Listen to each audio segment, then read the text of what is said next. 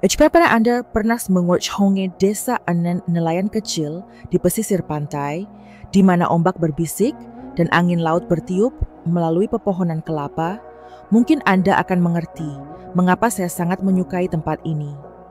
Tempat itu adalah kampung halamanku, Cerdia. Sebuah negeri tanpa bangunan, tanpa lampu jalan yang terang. Namun ada satu hal yang saya yakini dibutuhkan setiap orang, kedamaian sejati. Namaku Nindya. Aku besar di sebuah rumah kecil dekat tepi laut. Hanya dengan membuka jendela, aku bisa mencium aroma asin ombak dan mendengar suara ikan melompat dari keranjang perahu yang ditambatkan. Orang tua saya meninggal di awal kecelakaan di laut. Saya tinggal bersama bibi saya, seorang wanita yang belum pernah melahirkan, tetapi mencintai saya dengan segala yang dimilikinya. Rumah kami tidak bernilai apapun. Atap seng bergelombang sudah pudar karena terik matahari dan angin. Lantai semen kadang sejuk, kadang retak. Tapi anehnya, saya tidak pernah merasa kekurangan. Karena di setiap sudut kecil terdengar gelak tawa, harumnya sup rumput laut setiap sore, dan tangan kapalan tanteku yang mengusap lembut rambutku setiap kali aku lulus ujian. Kami tidak kaya, namun kami tidak pernah miskin dalam hal cinta. Saya bekerja di perpustakaan kota, sebuah ruangan kecil dengan rak buku kayu tua. Setiap hari saya menata buku, menyirami pot kaktus yang diletakkan di depan pintu, lalu menunggu anak-anak datang dan meminjam buku untuk dibaca. Saya suka pekerjaan itu, karena di sana saya bisa hidup di dunia penuh cerita, hal-hal yang tidak pernah mungkin terjadi di kehidupan nyata, namun menumbuhkan hati saya. Ada yang bertanya padaku, Nindya, kenapa kamu tidak mencoba mencari kehidupan lain? Apakah kota ini punya lebih banyak peluang? Saya hanya tersenyum, karena aku tahu, bagiku, mendengar suara laut setiap hari, membaca satu halaman buku kesukaanku, dan tinggal dekat dengan orang-orang yang menyayangiku, itulah hal yang paling berharga. Tapi tahukah Anda, terkadang dari tempat paling sederhanalah perjalanan tak terduga dimulai. Tak kusangka, tepat di lautan kecil ini, aku akan bertemu dengan Anindita, orang yang mengubah seluruh hidupku. Jika ada yang mendengarkan saya di sini, mungkin Anda juga pernah tinggal di tempat yang orang sebut terlalu sederhana untuk bermimpi besar. Tapi kawan, saya percaya tidak ada tempat yang terlalu kecil untuk memulai sesuatu yang besar. Sebab kebahagiaan tidak serta-merta datang dengan kemewahan. Itu datang dari hal terdekat, makanan hangat, tidur nyenyak, dan hati yang tak pernah berhenti berharap. Dan itu, ketika laut lebih biru dari biasanya, ketika saya hanya mengenakan gaun sederhana dengan sebuah buku tua di tangan saya bertemu dengan Anindita. Dan dari situlah perjalanan baru dimulai. Tapi tunggu, aku akan memberitahumu bagian itu nanti. Karena saya percaya, untuk memahami sebuah cerita secara utuh, kita perlu mengetahui di mana cerita itu dimulai. Dan bagi saya, semua hal besar dimulai dari rumah kecil di tepi laut ini. Tempat saya belajar, tidak ada yang kecil jika kita mencintainya dengan sepenuh hati. Cinta terkadang datang tanpa halilintar, tanpa mawar atau janji cemerlang. Datangnya selembut angin laut, cukup membuat hatiku bergetar, cukup membuatku mengingat setiap momen pertama selamanya. Dan cintaku pada Anindita juga sama, tenang namun mendalam, sederhana namun lengkap. Saya bertemu dengannya di suatu pagi yang cerah. Hari itu, perpustakaan tempat saya bekerja mengadakan sesi pertukaran tentang pelindungan lingkungan laut dengan kelompok peneliti dari kota. Saya ditugaskan untuk bertugas mengatur tempat duduk, menyiapkan minuman, dan membantu para tamu. Saat berjuang dengan dokumen-dokumen itu, sebuah suara yang dalam terdengar di belakang saya. Apakah Anda memerlukan bantuan? Aku berbalik dan melihatnya, tinggi, senyum lembut, rambut beberapa helai kusut oleh angin laut. Anindita hitam seperti laki-laki yang kutemui. Dia tidak terburu-buru, tidak terlalu mencolok. Sebaliknya, dia sabar, lebih banyak mendengarkan daripada berbicara, Dan ketika dia berbicara, setiap kalimatnya selembut cara dia menginjak pasir. Sejak pertama kali kami berbincang, aku merasakan kedekatan yang aneh. Seolah-olah aku sudah mengenalnya sejak lama. Seolah-olah dia adalah seseorang yang pernah melewati impian masa kecilku. Setelah sesi itu, kami mulai lebih sering bertemu. Terkadang di sore hari duduk di tepi dermaga sambil berbincang tentang laut. Terkadang di pagi hari jogging di sepanjang pasir basah. Suatu hari, aku mengajaknya pulang untuk makan sederhana dengan sup sayur, ikan bakar, dan semangkuk kecap ikan yang diracik bibiku sesuai resep keluarga. Dia makan dengan nikmat seolah-olah itu adalah jamuan makan di restoran mewah. Aku ingat kamu pernah berkata, "Nindya, kamu tidak perlu berusaha menjadi orang lain. Kamu sudah menjadi yang terbaik." Dulu aku berpikir jarak antara Anindita dan aku terlalu jauh. Dia berasal dari kota, adalah seorang insinyur, dan terbiasa dengan proyek-proyek besar dan pertemuan-pertemuan berasi. Dan saya hanyalah seorang gadis dari desa nelayan, hidup perlahan, terbiasa dengan angin laut dan bau buku-buku tua. Tapi dia tidak pernah membuatku merasa kecil. Sebaliknya, setiap kali saya menceritakan mimpi saya membuka kafe buku, matanya bersinar seperti anak kecil yang mendengarkan dongeng. Cinta kami tidak termasuk mawar merah setiap hari raya. Tidak ada kotak kado mewah atau foto check-in yang romantis. Namun ada hal yang lebih berharga, seperti cara dia menyimpan kue ikan untuk saya setiap kali dia membelinya di rumah. Seperti cara dia menulis catatan kecil dan menempelkannya di buku yang sedang saya baca. Ada bagian di halaman 72 yang mengingatkan saya pada Anda. Dan aku menangis ketika membacanya, bukan karena aku terharu, tapi karena untuk pertama kalinya dalam hidupku, seseorang menyukai bagian normal dari diriku. Suatu sore di musim panas, dia duduk di sampingku di pantai, angin bertiup lembut melewati rambutnya, ombak masih menerjang. Dia memegang tanganku, tidak terlalu erat, tidak terlalu longgar, cukup untuk membuatku tahu bahwa aku tidak sendirian. Ia berkata, "Jika Anda setuju, saya ingin membangun rumah di sebelah rumah yang Anda tinggali, sehingga setiap pagi kita bisa bangun bersama, mendengar suara laut dan hidup lebih lambat." Saya mengangguk. Bukan karena lamaran yang manis, tapi karena aku tahu cinta ini sudah cukup dewasa untuk kupercaya. Maka, dari sebuah pertemuan kebetulan di tepi laut, babak baru dalam hidup saya dimulai. Tenang, seperti permukaan air, namun jauh di lubuk hati saya. Aku masih mengingat dengan jelas hari di mana aku meninggalkan Cerdia, di mana aku tinggal sepanjang masa kecilku, di mana aku bertemu Anindita, dan di mana hatiku merasa paling aman. Cuaca cerah, ombak laut tenang, dan tidak ada tanda-tanda akan datangnya badai. Kami mengemasi barang-barang kami, mengemas setiap buku, setiap foto kecil. Bibiku memelukku erat, tidak banyak bicara, hanya menatapku dengan sorot mata yang aku mengerti. Dia mengkhawatirkanku, namun tetap ingin aku bahagia. Anindita mengambil pekerjaan baru di kota, di tempat ia dibesarkan.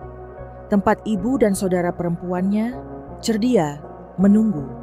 Keluarganya tinggal di kawasan villa mewah kota Pintari Puspa. Tempat di mana bagiku, segala sesuatunya begitu aneh. Mulai dari cara orang berbicara, berjalan, hingga cara mereka menilai orang lain dengan matanya. Saya dulu berpikir, selama saya hidup jujur, semua orang akan merasakannya. Tapi saya salah. Sejak hari pertama saya menginjakkan kaki di rumah tersebut, saya merasakan perbedaan yang tak kasat mata. Ibu Puspa, Irasmu adalah wanita yang kuat, tajam, dan selalu menjaga prinsipnya sendiri dalam hidup. Ketika dia menatapku, aku tidak melihat kelembutan di matanya, melainkan tatapan tajam, seolah-olah aku adalah seseorang yang tidak layak memasuki rumah ini. Dia tidak banyak bicara, tetapi setiap kalimatnya mengandung lapisan makna yang harus saya pahami sendiri. Saat makan pertama, dia bertanya, apakah saya tahu cara membuat masakan tradisional keluarga? Aku tersenyum tipis, mengatakan aku bisa belajar. Namun alih-alih memberi semangat, dia hanya mengangguk dan menekankan, di sini menantu perempuan harus tahu bagaimana menyelamatkan muka keluarga. Hatiku sedikit sakit saat mendengarnya, bukan karena perkataannya, tapi karena aku merasakan satu hal. Aku tidak akan diterima dengan mudah. Adik perempuan Anindita, cerdia, berbeda. Dia tidak dingin, tapi dia tampak begitu sopan, begitu pantas, sehingga aku tidak tahu betapa ramahnya aku seharusnya. Dia sering berbicara tentang pesta, kesepakatan investasi, dan perjalanan mahal. Kemudian suatu ketika dia mengetahui bahwa saya pernah bekerja sebagai pustakawan di kota, dia tertawa dan berkata, "Jarang sekali, siapa lagi yang mengalami mimpi seperti itu akhir-akhir ini?" Pernyataan itu sepertinya tidak berbahaya, namun bagi saya, itu seperti duri tumpul dalam harga diri saya. Anindita selalu berusaha membuatku merasa nyaman. Lipriap memcusing wama Emilian Modendom, mengsenar dengki pada George teman dekatnya. Orang-orang baik, tapi jelas tidak mengerti mengapa orang seperti dia mau menikahi gadis sepertiku. Meskipun mereka tidak mengatakannya, saya masih bisa melihat di mata mereka sesuatu yang sulit untuk disebutkan, skeptisisme atau mungkin rasa kasihan. Saya mulai merasa seperti barang hilang di kamar mewah. Semua orang di sini berbicara dengan lembut, tetapi setiap kata seperti lapisan kaca yang memisahkannya. Saya tidak pandai menggunakan kosmetik mahal, tidak tahu bagaimana memilih tas tangan yang cocok dengan sepatu saya, dan tidak punya pengalaman berdiri di pertemuan di mana semua orang tersenyum, tetapi tidak ada yang benar-benar peduli dengan orang lain. Dulu aku berpikir bahwa cinta saja sudah cukup, bahwa selama ada Anindita di sisiku, aku bisa beradaptasi. Namun ketika Anda tinggal di tempat di mana setiap hari Anda harus berusaha untuk tidak mengecewakan siapapun, lambat laun Anda kehilangan diri sendiri. Saya tidak menyalahkan siapapun, namun saya memahami bahwa badai tidak selalu datang dari luar.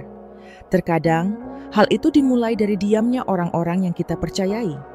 Saya tidak tahu apa yang akan saya lakukan selanjutnya, tapi saya tahu saya tidak bisa hidup selamanya di daerah badai tanpa menemukan jalan keluar.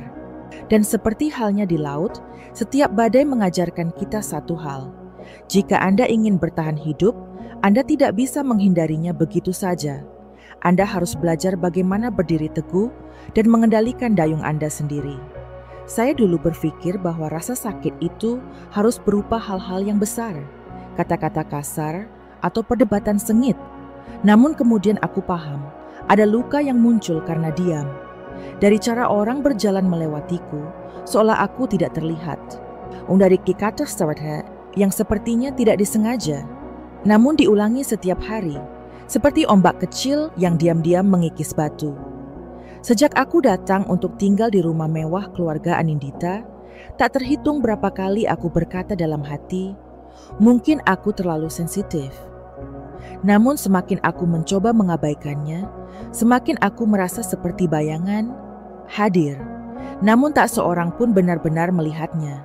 Saya bangun pagi, setiap pagi, membantu menata meja dan membantu dapur bersama para pelayan. Ibu mertua saya, Bu Puspa, tidak memarahi saya, tapi dia juga tidak pernah mengucapkan sepatah kata pun terima kasih. Sesekali melirik saja dan mengingatkan, lain kali potong wortelnya lebih rata lagi, Nindya. Ini semua harus rapi. Kata-kata itu tidak jahat, tapi juga tidak mengandung kelembutan. Saya berusaha lebih keras. Pelajari masakan keluarga, catat setiap rasanya, pelajari cara menggunakan pisau dengan benar saat makan malam. Namun semakin saya mencoba, semakin saya merasa seperti sedang mengikuti ujian tanpa nilai kelulusan. Karena sepertinya, apapun yang saya lakukan, itu belum cukup. Cerdia adik Anindita selalu sopan, tapi tidak pernah ramah. Dia sering berbicara tentang pertemuan di perusahaan fashion, tentang tas desainer yang baru diluncurkan, atau investasi real estate. Aku hanya bisa tersenyum dalam diam. Aku tidak ingin dia merasa seperti aku yang jelek. Jadi aku mendengarkannya, meski terkadang aku tidak sepenuhnya mengerti. Namun ada saatnya cerdia menoleh ke arahku dan berkata dengan suara lembut namun bermakna, "Kamu sangat pandai menjaga dirimu, tetap sederhana seperti itu. Jika aku jadi kamu, aku mungkin tidak akan tahan." Saya telah mendengar kalimat seperti itu lebih dari sekali. Semakin lama, aku mendapati diriku terdorong ke pinggir rumah yang aku tinggali. Suatu saat setelah makan malam, Bu Puspa memintaku untuk mencuci piring bersama pembantunya. Tidak ada yang bertanya apakah saya lelah atau ingin istirahat. Aku sudah terbiasa mengerjakan pekerjaan rumah. Tapi yang membuatku sedih adalah perasaan bahwa aku tidak ada bedanya dengan pembantu senior. Selalu siap melakukannya, tapi tidak pernah dianggap sebagai bagian dari keluarga. Aku bilang pada Anindita, tapi dia hanya memeluk lembut bahuku. Semua orang butuh waktu, jangan dimasukkan ke dalam hati. Saya mengerti, Anda tidak sengaja acuh tak acuh. Hanya saja dia tidak memahami kesepian seseorang yang tinggal di rumah yang penuh dengan orang. Namun tidak ada yang benar-benar memanggilnya keluarga. Di malam hari, saat seluruh keluarga tertidur, saya duduk sendirian di balkon. Kota terang benderang di kejauhan, suara klakson mobil bergema bagai dunia yang berbeda dengan cerdia kesayanganku. Saya ingat aroma laut, mata lembut bibi saya, dan anak-anak di perpustakaan menanyakan apakah ada buku baru hari ini. Di sana, saya tidak perlu mencoba untuk dicintai. Dan di sini, saya lelah harus selalu membuktikan bahwa saya cukup baik. Tapi saya tidak pernah berpikir untuk menyerah. Karena aku yakin, jika aku bisa menjaga hatiku tetap utuh di tengah keadaan yang dingin, aku masih cukup kuat untuk move on. Dan betapapun sepinya rasa sakit itu, ia tidak dapat memadamkan cahaya dalam diri seseorang yang terus-menerus percaya pada kebaikan. Dulu aku percaya, selama masih ada cinta, semuanya akan baik-baik saja. Bahwa betapapun kerasnya dunia di luar sana, selama aku kembali menjadi orang yang kucintai, aku pasti akan terjatuh. Bahu yang cukup lebar untuk melindungi setiap luka, tatapan yang cukup lembut untuk menenangkan setiap luka di hati. Tapi mungkin saya terlalu naif. Anindita tetaplah pria yang kucintai, dan aku yakin dia juga mencintaiku. Namun cinta, jika berdiri sendiri tanpa pengertian, lambat laun menjadi lelah. Seperti mantel tipis di musim dingin, ya atau tidak, cukup untuk menghibur diri Anda sendiri. Bulan-bulan pertama, hidup bersama keluarga suamiku, setiap kali aku merasa lelah, dipandang rendah, merasa tidak pantas, aku akan pergi ke Anindita. Saya tidak meminta banyak, saya hanya berharap dia mendengarkan, memeluk saya, mengatakan dia mengerti. Namun lambat laun, pelukan itu berkurang. Anggukan, ya, aku tahu juga menjadi tergesa-gesa. Dia mulai pulang ke rumah belakangan, berbicara lebih banyak tentang pekerjaan daripada menanyakan bagaimana hariku. Dan jika saya hendak memberikan sesuatu yang membuat saya terasa kasihan pada diri sendiri, dia akan berkata, "Kamu terlalu sensitif, orang tidak bermaksud jahat." Aku lebih banyak diam, bukan karena aku kelelahan, tapi karena aku lelah. Kelelahannya bukan pada badan, tapi pada hati. Ketika kita harus menghadapi kesedihan sendirian, sementara orang yang kita butuhkan sudah tidak ada lagi di sisi kita seperti dulu. Apakah menurut Anda masih benar membawa saya ke sini? Dia menatapku, terkejut. Saya mengerti, Anda tidak mengira pertanyaan itu akan muncul. Bagimu, mungkin semuanya baik-baik saja. Karena dia masih berangkat kerja, masih punya keluarga, dan masih ada aku di rumah. Tapi bagi saya perlahan-lahan kehilangan diri saya sedikit demi sedikit. Saya tidak tersenyum sesering sebelumnya, tidak tertarik lagi menceritakan kisah-kisah sepele. Bahkan kebiasaan menulis diary setiap malam saya tinggalkan. Karena perasaan apa yang masih lengkap jika tidak ada orang yang bisa diajak berbagi? Saya dulu melihat cinta sebagai sebuah rumah. Namun kini, atap itu mulai bocor airnya setetes demi setetes. Tidak terburu-buru, tapi cukup membuatku kedinginan. Saya masih tinggal di rumah itu, namun saya tahu saya sedang mencari mantel lain untuk diri saya sendiri. Jalan-jalan sendirian, buku-buku lama yang saya baca ulang untuk menemukan kedamaian, beberapa panggilan singkat dengan bibi saya, hanya untuk mendengar suara kerabat saya. Saya tidak menyalahkan Anindita. Jujur saja, itu benar. Karena ada orang yang walaupun menyayangi kita, tapi tak tahu bagaimana caranya menemani kita.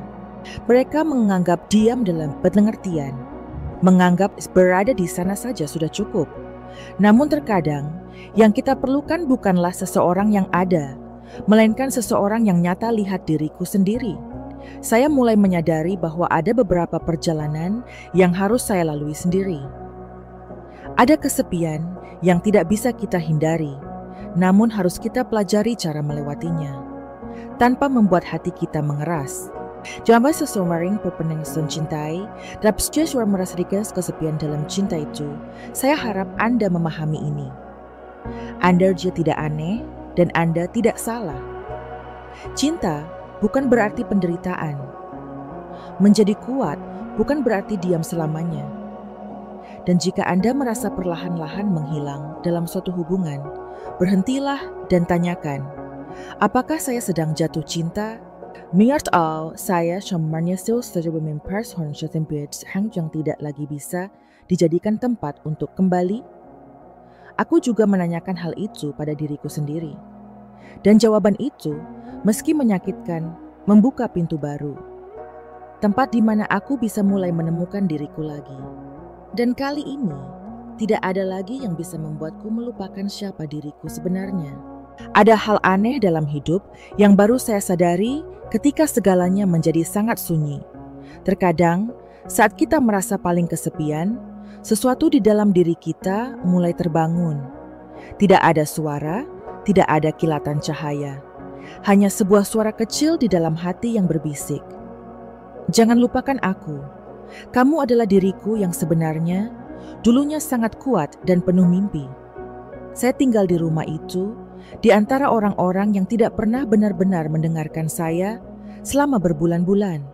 Untuk saya bisa melewatinya. Ya, saya tidak punya jawaban yang jelas. Tapi mungkin luka diam itulah yang menjadi api yang membara, lalu perlahan padam. Bukan untuk membakar siapapun, tapi untuk menerangi jalan bagiku untuk maju. Saya mulai dari hal terkecil. Saya memindahkan sudut meja di kamar tidur, meletakkan kembali beberapa buku favorit saya, dan menanam pot kaktus baru, seperti ketika saya berada di perpustakaan Cerdia. Dia stress kesembel laptop saya searching. Also menelusuri blog-blog yang biasa saya menulis ketika masih menjadi pustakawan impian.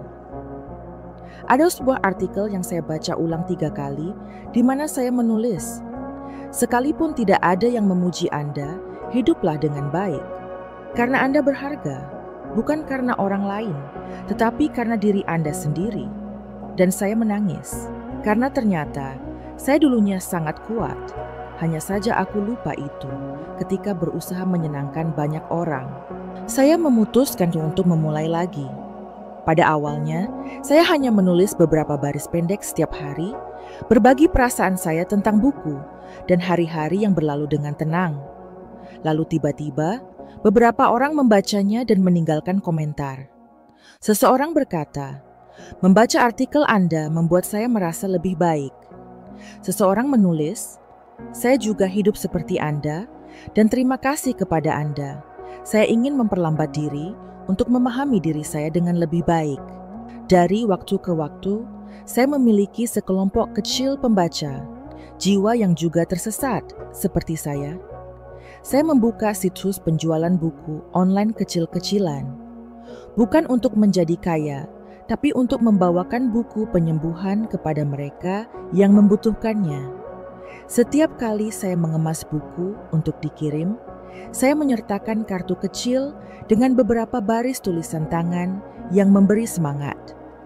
Sama seperti aku yang selalu berharap seseorang akan melakukannya untukku. Semuanya akan baik-baik saja. Kamu sendirian. Hai, mau mulai sering keluar rumah. Minum kopi sendirian, pergi ke toko buku sendirian, jalan-jalan sendirian di taman. Dan tahukah Anda, ini tidak sesedih sebelumnya, karena aku tidak lagi merasa hampa. Setiap kali saya duduk di sudut sebuah restoran yang saya kenal dan melihat sinar matahari bersinar melalui jendela, saya berpikir, saya hidup, dan saya hidup untuk diri saya sendiri. Anindita masih berada di sisiku, namun sepertinya dia belum begitu paham dengan perubahan yang terjadi. Dan aku tidak menyalahkanmu, karena untuk pertama kalinya dalam hidupku, aku memahami bahwa ada perjalanan yang harus aku lalui sendiri. Bukan karena tidak ada yang mencintaimu, tapi karena kamu perlu belajar mencintai dirimu sendiri terlebih dahulu. Als je voor aan de messendinger aan, saya mendengar Merky mengatakan hal-hal ini, dan Anda juga merasa kecil di dunia yang terlalu berisik. Jangan lupa, Anda bisa memulainya lagi dari pot tanaman kecil, buku tua, atau mimpi yang dulunya terpendam. Kekuatan tidak datang dari teriakan keras atau kesuksesan besar. Itu datang dari sebuah pilihan setiap hari bahwa Anda tidak akan meninggalkan diri Anda sendiri lagi. Dan bagi saya, itu adalah awal dari sesuatu yang hebat. Tidak keras, tapi sangat mendalam. Sekali lagi, aku menemukan diriku sendiri. Dan kali ini, aku tahu aku tidak akan membiarkan siapapun membuatku melupakan nilaiku lagi.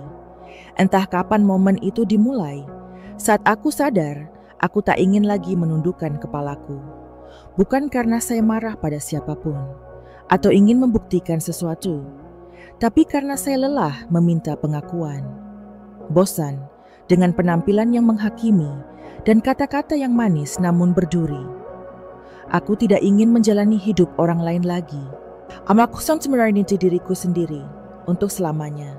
Saya diam-diam mempersiapkannya seperti seorang tukang kebun yang terbiasa menunggu. Setiap pagi, saya bangun lebih awal, menulis lebih banyak, membaca dengan cermat setiap masukan dari orang asing selain simpatisan. Halaman penjualan buku online saya lambat laun mempunyai pengikut tetap. Lalu suatu hari, seorang gadis dari Bandung menulis kepadaku, "Kak, dulu aku berpikir aku tidak berguna. Tapi berkat apa yang kamu tulis, aku mulai percaya bahwa aku punya nilai." Saya menangis ketika membaca baris itu. Bukan karena aku emosi, tapi karena untuk pertama kalinya aku merasa sudah cukup. Dan kemudian saya memutuskan, saya akan membeli mobil. Bukan untuk pamer, tapi untuk mengingatkan diri sendiri. Saya pantas mendapatkan sesuatu yang baik, meski belum ada yang memberikannya kepada saya sebelumnya. Saya memilih mobil listrik yang sederhana namun canggih. Putih susu, lembut, seperti diriku setelah pergolakan. Saya tidak memberitahu siapapun, tidak perlu membuat kebisingan, asalkan hatiku terasa tenang. Hari itu, seluruh keluarga sang suami sedang berkumpul di halaman belakang. Semua orang tertawa dan mengobrol, masih membicarakan kisah investasi dan perjalanan mewah. Aku berkendara pulang perlahan, berhenti di depan gerbang. Saat aku turun, semua mata tertuju padaku. Tidak ada yang mengatakan apapun selama beberapa detik pertama. Hanya keheningan yang aneh, seolah-olah mereka mencoba memahami apa yang sedang terjadi. Aku tersenyum tipis, berjalan masuk ke dalam rumah, seolah-olah itu adalah hal yang paling normal. Bu Puspa sedikit mengernyit. Cerdia bertanya, "Apakah Anda menyewa mobil?" Saya menjawab dengan sangat lembut, "Tidak, mobil saya." Tidak ada penjelasan lebih lanjut. Tidak diperlukan bukti. Saya menatap lurus ke setiap orang di keluarga. Untuk pertama kalinya, tidak ada penghindaran, tidak ada mundur. Saya tidak butuh persetujuan mereka. Saya hanya ingin mereka tahu. Saya bukan lagi gadis pemalu seperti dulu. Saya telah berdiri sejak saya dipandang rendah. Jika kamu pernah terlalu lama berdiam diri, pernah menundukkan kepala karena takut orang lain tidak mencintaimu lagi, ingatlah, terkadang kenyataan bahwa kamu berani berdiri tegak, itulah yang membuat orang menoleh ke belakang. Bukan untuk kebanggaan, tapi untuk hidup jujur pada diri sendiri. Dan hari Ast, saya mengaustam armamusuno dengan lembut, tanpa suara, tetapi sepenuh hati. Hari itu, setelah sore itu, aku mengendarai mobil baruku menuju rumah suamiku. dan suasana di dalam rumah seakan membeku. Tidak ada yang mengatakan apapun, tetapi saya dengan jelas merasakan mata setiap orang. Ada kejutan, ada skeptisisme, dan bahkan ada sedikit cadangan. Anehnya, ketika sudah tidak bisa ditebak lagi, masyarakat mulai berhati-hati. Bukan karena Anda berubah, tapi karena mereka tidak lagi punya kendali atas Anda. Saat makan malam, semua orang makan lebih hening dari biasanya. Cerdia yang pertama mencairkan suasana sambil tertawa ringan. Nindya benar-benar tahu cara memberikan kejutan akhir-akhir ini. Mobil hari ini indah sekali. Aku tersenyum, tidak terburu-buru bereaksi. Lalu aku memandangnya dan perlahan berkata, "Terima kasih, menurutku itu cukup bagiku." Tidak mewah, tidak panjang, hanya pernyataan seperti itu. Napku mata cerdas sedikit meresput. Amma kompong, Dorothy mengerti bahwa bagus kucing lagi orang yang selalu berusaha menyenangkan. Selesai makan, ketika semua orang duduk untuk minum teh, Bu Puspa, ibu mertuaku, angkat bicara. "Apakah kamu berencana untuk kembali bekerja, Nindya? Atau kamu hanya ingin memamerkan sesuatu?" Pertanyaannya tidak bermaksud menyindir, tapi juga tidak simpatik. Aku menarik napas dalam-dalam.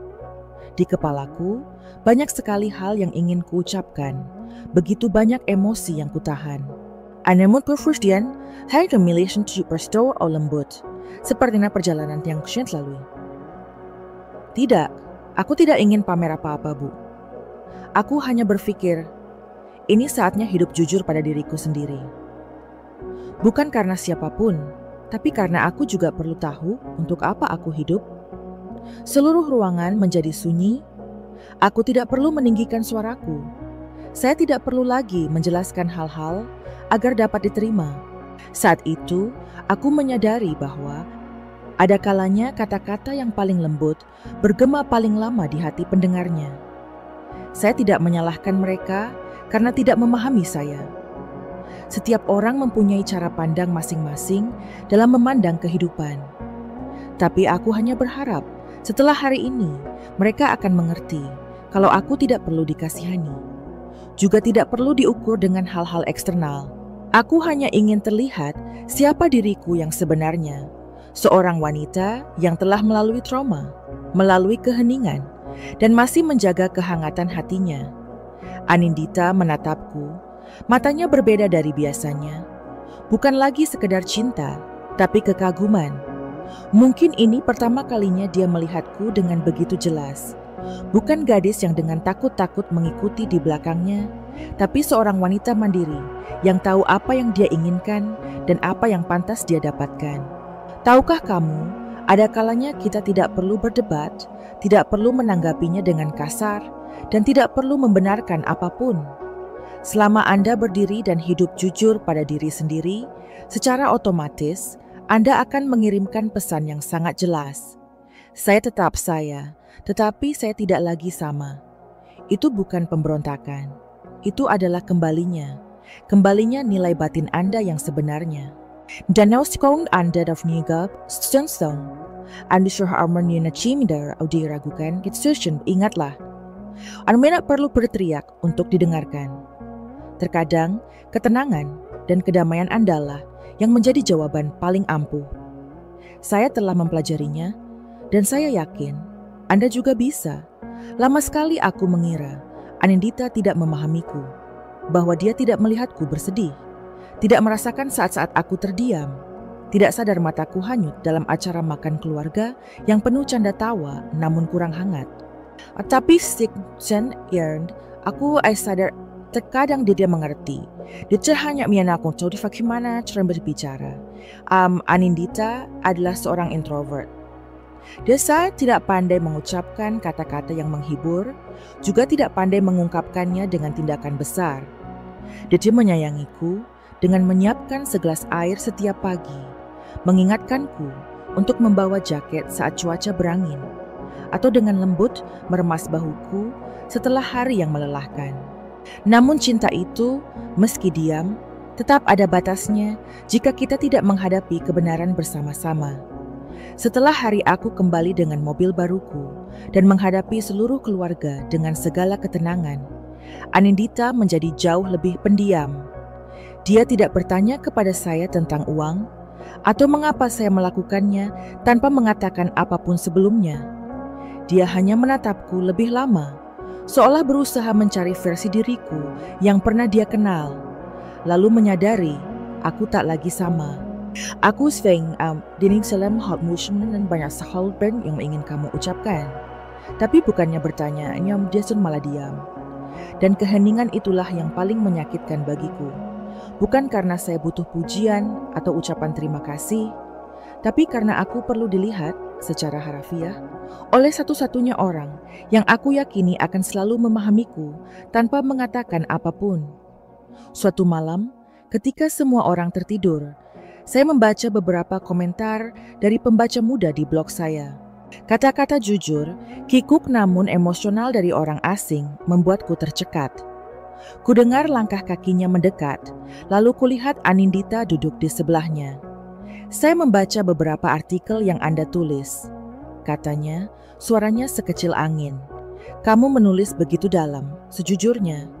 Dan aku sadar, mungkin aku terlalu lama meninggalkanmu sendirian. Aku menoleh untuk melihatnya. Hatiku terangsang dengan emosi yang tidak dapat disebutkan namanya. Tidak ada air mata, hanya melegakan. Nini, seperti ketika Anda tersesat dalam waktu yang lama dan akhirnya melihat lampu-lampu rumah yang Anda kenal. Aku tidak menyalahkanmu, jawabku. Aku hanya berharap saat aku berada dalam kondisi paling tidak pasti, kamu cukup berani untuk ikut campur bersamaku, daripada hanya berdiri dan melihat dari jauh. Dia memegang tanganku, tangannya masih hangat seperti hari pertama, tapi sekarang agak malu-malu. Menurutku, membiarkanmu menjadi kuat sendirian adalah cara terbaik. Tapi aku lupa bahwa tidak ada seorang pun yang ingin menjadi kuat sendirian selamanya. Saat itu aku paham, Anindita bukannya tidak mencintaiku. Ia baru belajar mencintai wanita yang tidak lagi kecil, tidak lagi bergantung pada orang lain, namun cukup berani untuk berdiri sendiri. Dan dia, alih-alih memaksaku berperan sebagai istri yang patuh, mulai belajar mundur sedikit, berjalan di sampingku, bukan di depanku. Sejak saat itu, kami tidak lagi membutuhkan kata-kata besar, hanya kehadiran nyata. Karena tahukah Anda, terkadang kebangkitan bukan datang dari keterkejutan, melainkan dari saat Anda benar-benar melihat orang yang Anda cintai berubah, dan Anda tidak ingin kehilangannya lagi. Dan saya percaya, dengan cinta yang cukup tulus, kebangkitan akan selalu tepat waktu. Selama Anda mendengarkan tidak hanya dengan telinga, tetapi dengan sepenuh hati. Saya tidak tahu kapan saya berubah, bukan menjadi orang lain, tetapi menjadi diri saya sendiri. Dalam arti sebenarnya, seorang wanita yang lama terdiam, yang hidup untuk menyenangkan orang lain, yang membalut emosinya dengan senyuman yang dipaksakan. Dan sekarang, aku keluar dari semua itu, bukan untuk membalas dendam, bukan untuk membuktikan, tapi untuk bernapas dalam-dalam, hidup sepenuhnya. Dulu aku berpikir kalau disakiti akan membuatku terjatuh. Namun ternyata, trauma adalah tanah lunak, tempat benih-benih kekuatan ditaburkan. Setiap kali aku dipandang rendah, setiap kali aku merasa dikesampingkan, aku belajar bagaimana kembali ke dalam hati dan mendengarkan diriku sendiri dengan lebih jelas. Menangis dalam diam sepanjang malam tidak membuatku lemah. Hal itu mengajariku cara menyembuhkan, bukan dengan kata-kata penghiburan dari seseorang, tapi dengan pelukan hangatku sendiri. Aku sesuatu hari home, setiap hal terfirst seakan so mencuaskan.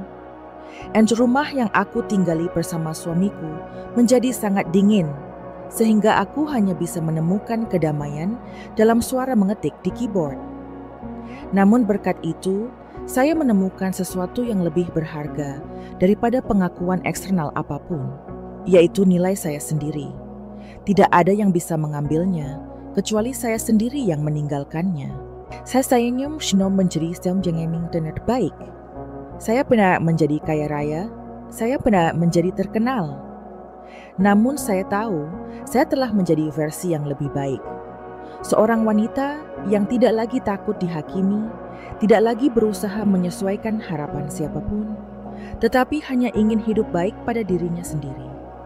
Sekarang, saya memiliki sudut kecil di kota ini, tempat saya menulis, berbagi, dan terhubung dengan orang-orang yang berpikiran sama. Saya tidak perlu lagi diterima oleh semua orang. Auswan Chodalitanya menjadi Shinkuboshkunishni war ada Udon Sonswo.